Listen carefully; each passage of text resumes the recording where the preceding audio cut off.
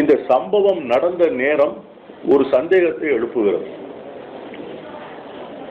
40க்கு 40 இடங்களிலே வெற்றி பெற்று ஒரு பெரிய வெற்றி நாயகராக சட்டமன்றத்திற்குள்ளே நுழைந்து அடுத்த கட்ட பணிக்காக பல்வேறு திட்டங்களை இந்த சட்டமன்ற கூட்டத்தொடரிலே அறிவிப்பதற்கு தயாராக இருந்த முதலமைச்சருக்கு இதை போன்ற ஒரு நெருக்கடியை சந்திக்கக்கூடிய ஒரு சூழ்நிலை ஏற்பட்டிருப்பதை பார்க்கின்ற போது இந்த சம்பவம் ஏன் சட்டமன்றம் துவங்குகின்ற நாளிலே நடக்க வேண்டும்?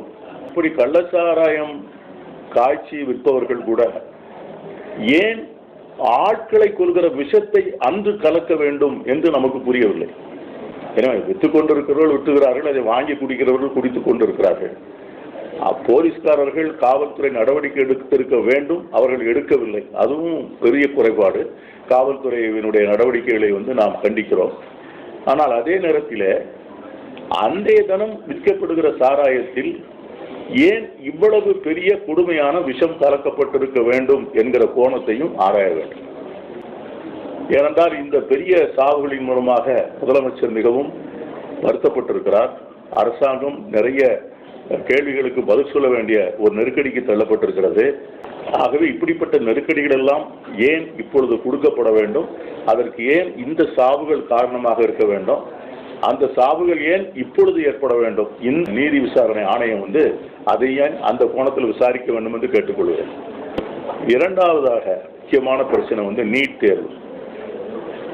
இன்றைக்கு கடந்த ஒரு 15 நாட்களாக வெளியே வருகின்ற செய்திகள், நீட் தேர்வுகள் பாஜக ஆளுகிற மாநிலங்களில், எல்லா மாநிலங்களிலும் அல்ல, பாஜக ஆளுகிற மாநிலங்களில் மிகப்பெரிய குளறுபடிகளையும் மிகப்பெரிய திருட்டுத்தனங்கள் மோசடிகளை செய்து அந்த நீட் தேர்வினுடைய போக்கையே கொச்சைப்படுத்துகின்ற ஒரு சூழ்நிலையை பார்க்கிறோம்.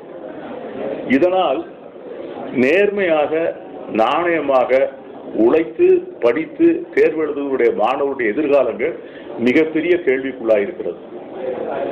அந்த தேர்வுக்காக படித்து அதற்காக பொருட்செலவு செய்த மாணவர்கள், அந்த செலவை மேற்கொண்ட பெற்றோர்கள், மாணவர்கள் செலவழித்த நேரம், இவற்றை எல்லாம் பார்க்கின்ற போது இந்த நீட் தேர்வு இவருடைய இரத்தத்தை உறிஞ்சுகின்ற ஒரு இரத்த காட்டேரியாக மாறியிருப்பதை உணர முடிகிறது. ஆகவே மீண்டும் மீண்டும் கோரிக்கைகள் பல மாநிலத்து அரசுகளால் இப்பொழுது வைக்கப்படுகின்றன. இன்னும் குறிப்பாக தமிழ்நாடு இந்த கோரிக்கையை மாண்புமிகு முதலமைச்சர் அவர்கள் இதை முன்வைத்து இதற்காக ஒரு தனி சட்டம் இயற்றி அந்த சட்டமும் குடியரசுத் தலைவருடைய ஒப்புதலுக்கு அனுப்பப்பட்ட பின்னர் எந்த விதமான முடிவும் எடுக்கப்படாமல் ஒப்புதலும் அளிக்கப்படாமல் அந்த மசோதா அப்படியே நிலுவையிலே இருந்து வருகிறது. அதே போல இன்று தமிழ்நாடு சொன்ன எல்லா பிரச்சனைகளும் நியாயம், உண்மை என்று ஏற்றுக்கொள்ளப்பட்டு இன்று பல்வேறு மாநிலத்தினுடையிலிருந்து இந்த நீட் தேர்வை ரத்து செய்ய வேண்டும் என்கிற கோரிக்கை வலுத்திருக்கிறது. அகில இந்திய காங்கிரஸ் கட்சியினுடைய மேனாள் தலைவரும் எங்கள் தலைவருமான திரு ராகுல் காந்தி அவர்கள் இந்த நீட் தேர்வை பற்றிய பல உண்மையான பரிணாமங்களை வெளிப்படுத்தி இருக்கிறார்.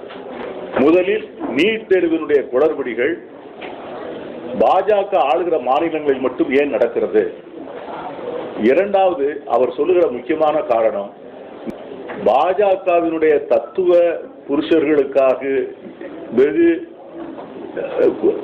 நெருக்கமாக இருக்கக்கூடிய நிறுவனங்கள், RSS அமைப்போடு தொடர்பு கொள்ள நிறுவனங்கள், இவர்களுக்கு தான் இந்த நீட் தேர்வை நடத்துகின்ற அனுமதிகள் வழங்கப்பட்டிருப்பதாக அவர் சொல்லுகிறார். இதிலும் குறிப்பாக எல்லா விதமான சட்டவிரோதத்திற்கும் குஜராத் வழிகாட்டுவதையும் நான் சுட்டிக்காட்ட விரும்புகிறேன். போதைப் பொருள் எங்கே அதிகமாக கடத்தப்பட்டு இந்தியாவுக்குள் கொண்டு வரப்படுகிறது என்று சொன்னால் குஜராத்திலிருந்து தான் கொண்டு வரப்படுகிறது. நீட் தேர்வினுடைய முறைகேடுகள் எங்கே ஆரம்பிக்கிறது என்று சொன்னால் குஜராத்திலிருந்து தான் ஆரம்பிக்கிறது. வங்கிகளுடைய மோசடிகள் எங்கே ஆரம்பிக்கிறது என்று சொன்னால் குஜராத்தில் இருந்துதான் ஆரம்பிக்கிறது. ஆகவே இன்று பாஜக ஆளுகிற மாநிலங்கள் இந்தியாவுடைய பாதுகாப்புக்கும் எதிர்காலத்திற்கும் மிகப்பெரிய அச்சுறுத்தலாக இருப்பதையும், குறிப்பாக மாணவருடைய எதிர்காலத்திற்கு மிகப்பெரிய அச்சுறுத்தலாக இருப்பதையும் நான் சுட்டிக்காட்ட விரும்புகிறேன். ஆகவே நீட் தேர்வை உடனடியாக ரத்து செய்ய வேண்டும்.